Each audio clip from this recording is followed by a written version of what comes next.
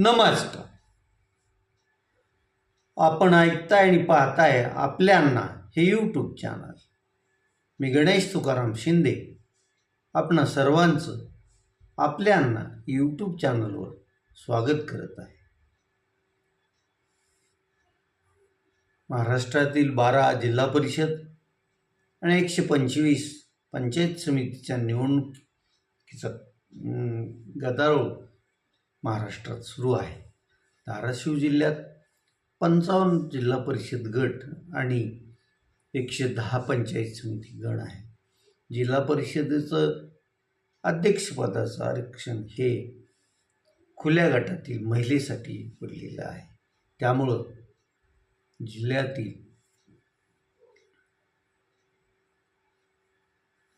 कोणती महिला धाराशिव जिल्हा परिषदेच्या इतिहासात आता कोणती चौथी महिला असेल की तिला जिल्हा परिषदेचा अध्यक्षपदाचा मान मिळेल, याकडं ज्यावेळेस 21 जानेवारीला उमेदवारी अर्ज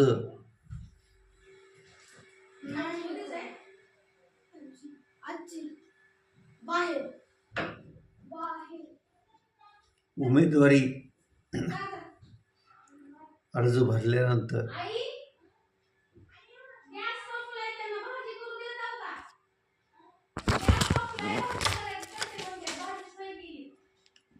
कर की म्हणावं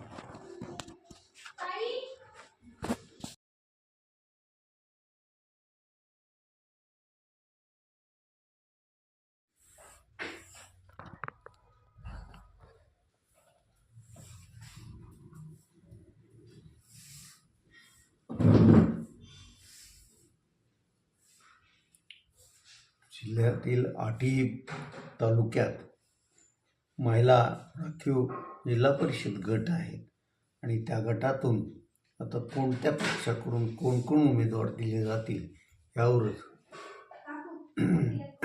पुढचं भवितव्य अवलंबून असणार आहे. एकंदर पाहता जिल्ह्यात सध्या सक्रिय राजकारणात असलेल्या महिला माजी जिल्हा परिषद उपाध्यक्षा अर्चना राणा जगजितसिंह पाटील, संयोजनी ओमप्रकाश राजे निंबाळकर, वैशाली राहुल मोठे, कैलास पाटील, त्याचबरोबर श्यामल वडणे,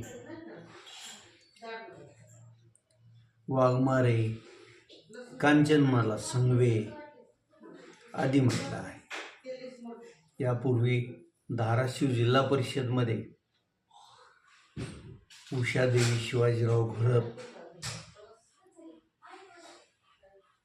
गोदावरी केंद्रे आणि अस्मिता कांबळे या तिघींनी जिल्हा परिषदेचं अध्यक्षपद भूषवलं आहे. या तिघींनाही तसा पूर्ण 5 वर्षाचा कार्यकाळ मिळाला नाही. त्यांना 2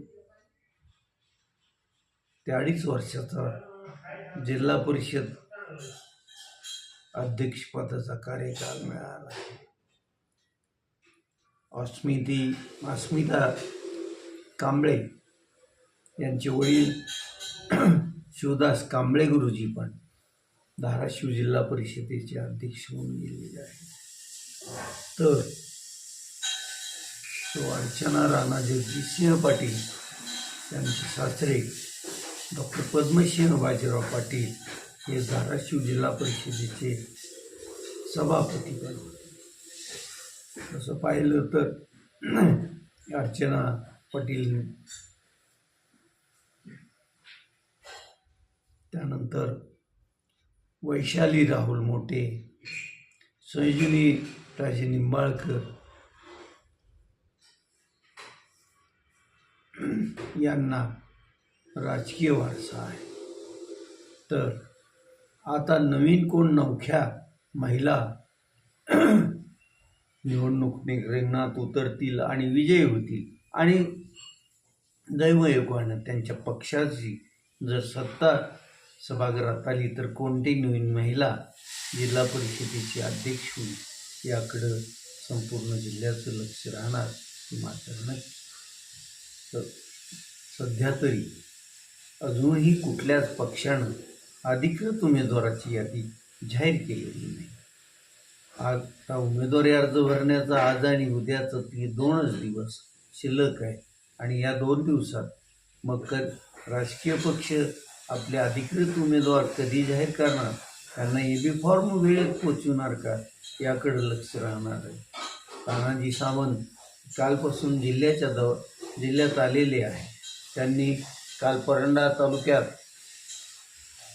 आपल्या समर्थकांना शिवसेना एकनाथ शिंदे पक्षाच्या कार्यकर्त्यांना तुम्ही अर्ज भरा,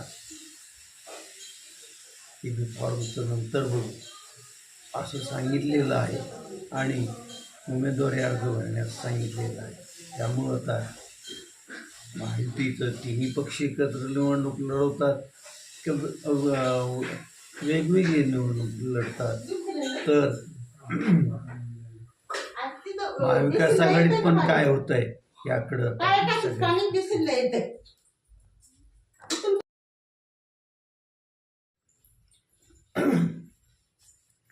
कळंबचे रहिवाशी कळंब तहसीलमध्ये नायब तहसीलदार असलेले गोपाळ भराडिया यांनी परवा झालेल्या MPSC परीक्षेत राज्यात 26वा क्रमांक मिळवून सहाय्यक विक्रीकर आयुक्त या पदाला गवसणी घातली आहे.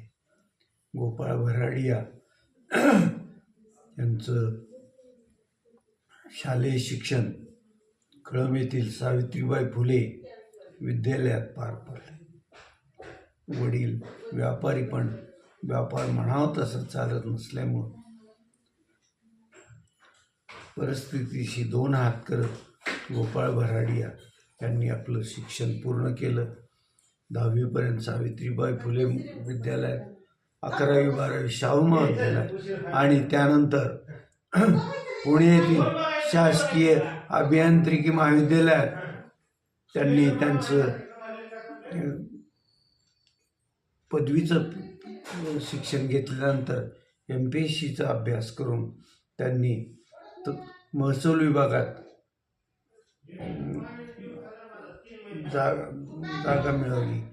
सोलापूर येथे नायब तहसीलदार म्हणून ते रुजू झाले आणि पुढे त्यांचे कळंबला झाले. आता ते लवकरच सहाय्यक विक्रीकर अधिकारी म्हणून विक्रीकर याच्यात ते रुजू होते. आज आपण इथंच थांबूया. तुम्ही आपल्यांना हे YouTube चॅनल सबस्क्राईब करा, लाईक करा आणि कमेंट्स पण नोंदवा. धन्यवाद. ह्यावेळेस दिवाळीचा आनंद द्विगुणित करण्यासाठी 2025चा दखल दिवाळी अंक आणि दिवाळीचा आनंद साजरा करण्यासाठी तुम्ही ही दिवाळी अंक वाचू शकता. धन्यवाद.